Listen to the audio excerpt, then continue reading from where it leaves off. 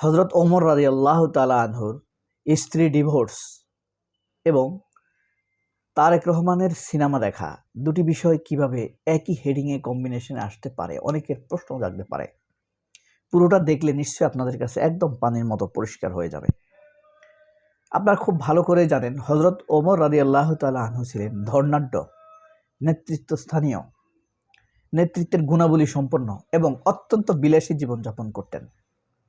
তিনি যখন কোনো এমন দামি মূল্যবান পারফিউম ইউজ করতেন, রাস্তা দিয়ে হেঁটে গেলে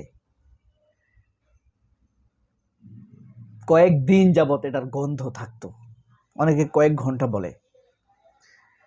মানুষ বুঝতে পারতো যে কিছুক্ষণ আগে বা একদিন আগে ওমর এই রাস্তা দিয়ে হেঁটে গিয়েছে। এমন বিলাসী জীবনযাপন তিনি করতেন। এই ওমর রাদিয়াল্লাহু তাআলা আনহু যখন যেদিন মুসলিম খলিফা হিসেবে শপথ নেয়ার জন্য যাচ্ছিলেন, তখন তার স্ত্রীকে বলে যাচ্ছিলেন যে, স্ত্রী, আমি এখন থেকে হয়তোবা তোমার পূর্ণ অধিকার আদায় করতে পারবো না। মানুষের সমস্যা সংকুল নানান সংকট নিয়ে মুসলিম জাহানের অগ্রগতি নিয়ে আমাকে অনেক বেশি ব্যস্ত থাকতে হতে পারে। তুমি যদি মনে করো তুমি এতে বিরক্ত হবে, আমি তোমাকে ডিভোর্স দিয়ে দিতে পারি। তুমি সুখে শান্তিতে অন্য কোথাও থাকতে পারো। আর যদি তুমি থাকোই, তাহলে আমার এইসব ঘাটতির জন্য আমাকে ক্ষমা করো। তিনি এতই ব্যস্ত ছিলেন খেলাফতের কাজে, রাষ্ট্র পরিচালনার কাজে, জনগণের সংকট সমাধানের জন্য এত বেশি চিন্তা করতেন।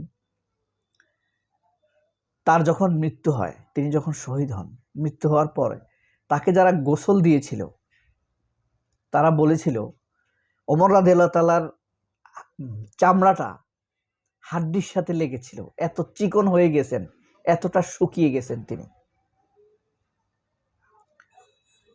এত বেশি দুর্বল হয়ে গিয়েছেন। ঠিকমতো খেতেন না, রাষ্ট্র পরিচালনার কাজে ব্যস্ত থাকতেন। এত সংকট, এত বিলাসী একজন মানুষ। সেই দেশ মুসলমানদের উত্তরসূরিরা তারেক রহমানের কথা বলছি। দেশে পেট্রোল পাম্পে তেল নাই, রাস্তায় গাড়ি নেই, আপনার হাসপাতালে শিশুদের টিকা নাই, মৃত্যুর সারি, আদালতে বিচার নাই, আর সে সিনেমা দেখতে গেছে,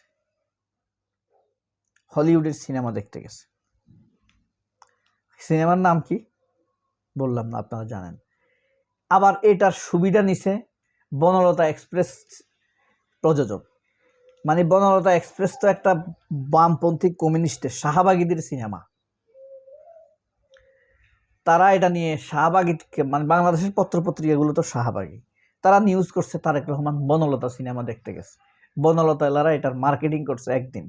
আসলে মিথ্যা কথা, তারেক রহমান বনলতা এক্সপ্রেস দেখতে যান নাই। তো এই সিনেমাতে অভিনয় করেছেন রায়ান গ্রেসলিং এবং সান্ড্রা হুলার। সিনেমার মূল কাহিনীটা হলো রায়ান গ্রেসলিং হঠাৎ মহাকাশের কৃত্রিম একটি আপনার কোমা থেকে তিনি জেগে উঠেন। জাগার পর তিনি দেখলেন এই মহাকাশের বর্তমান পরিস্থিতিতে, ওই তাৎক্ষণিক পরিস্থিতিতে তিনি একাই বেঁচে আছেন।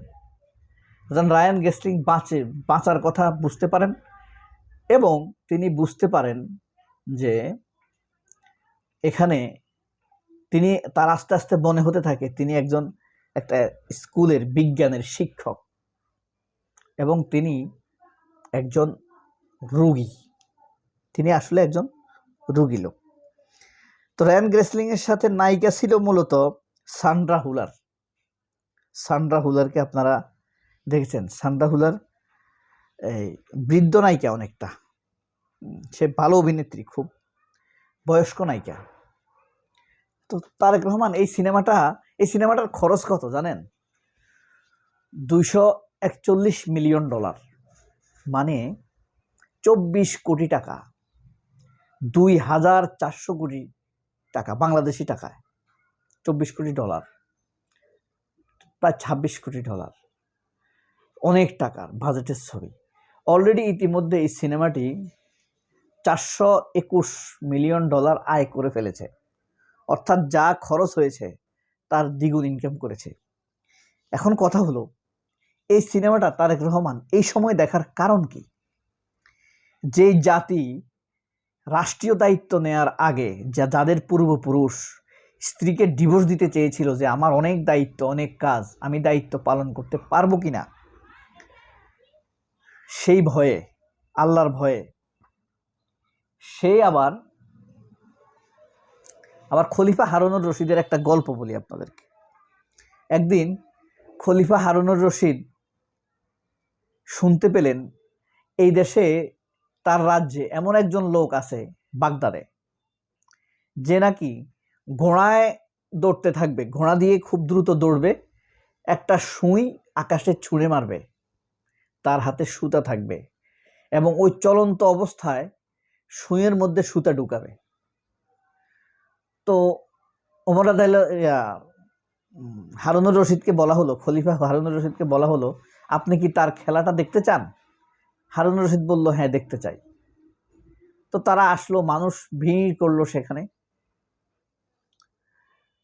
এবং দৌড়ের উপরে সে সত্যি সত্যি আজব এই খেলাটাতে জয়ী হলো। খলিফা হারুন সবাইকে,